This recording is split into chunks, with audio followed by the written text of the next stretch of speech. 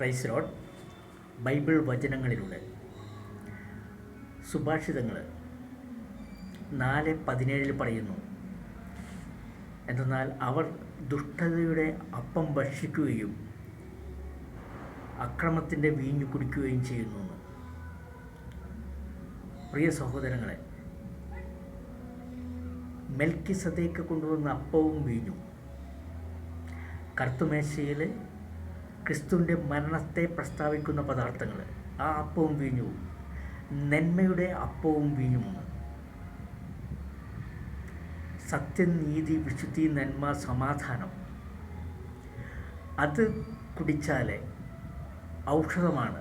നമ്മളുടെ ശരീരത്തിലുള്ള രോഗങ്ങൾക്ക് ഔഷധമാണ്. സമാധാനമുണ്ടാവും, നീതി ഉണ്ടാവും, ഒരിക്കലും കലഹമുണ്ടായില്ല. അത് നന്മയുടെ അപ്പമാണ്.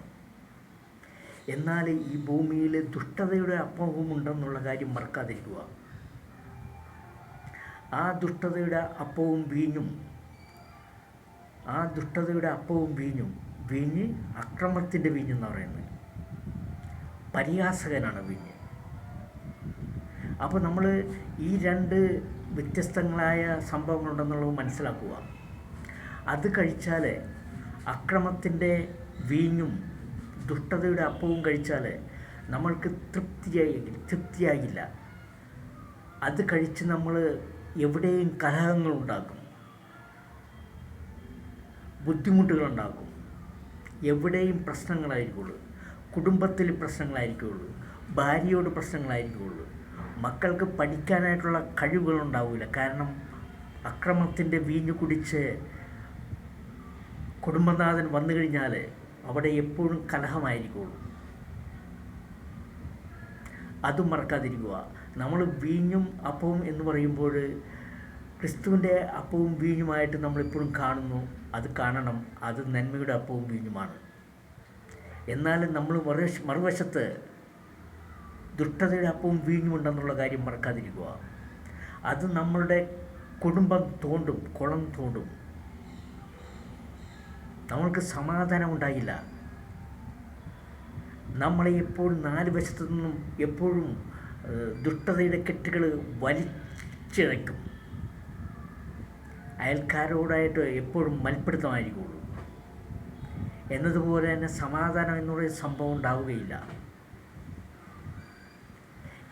ബാറിലേക്ക്, കള്ള് ഷാപ്പിലേക്ക് എപ്പോഴും പോകാനായിട്ടുള്ള ഒരു താല്പര്യമുണ്ടാകും. അത് ഈ ദുഷ്ടതയുടെ അപ്പവും വീഞ്ഞും കഴിക്കുവാൻ വേണ്ടിയിട്ടാണ്. അതിന് നമുക്ക് നിയന്ത്രണം ഉണ്ടാവുകയില്ല. എപ്പോഴും കഴിച്ചുകൊണ്ടിരിക്കണമെന്ന് തോന്നലേ.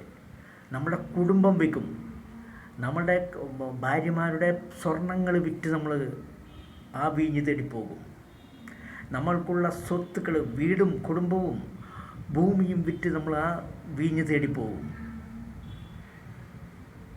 ആ ദുഷ്ടൻ്റെ വീഞ്ഞ്, സാത്താൻ്റെ വീഞ്ഞ് നമ്മൾ തിരിച്ചറിയണം. ക്രിസ്തുവിൻ്റെ അപ്പവും വീഞ്ഞും നമ്മൾക്ക് അറിയാമെങ്കിൽ സാത്താൻ്റെ വീഞ്ഞും അപ്പവും നമ്മൾ അറിഞ്ഞിരിക്കണം. തിരിച്ചറിവ് വേണം.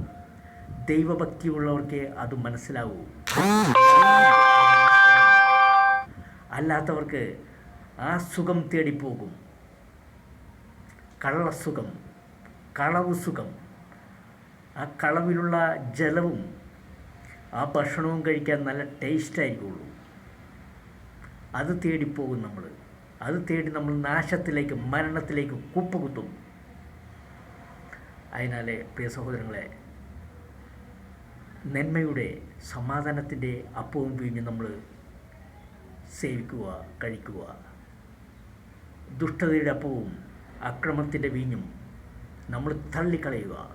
എന്നെ കേൾക്കുന്ന എല്ലാവർക്കും നന്ദി. Thank you.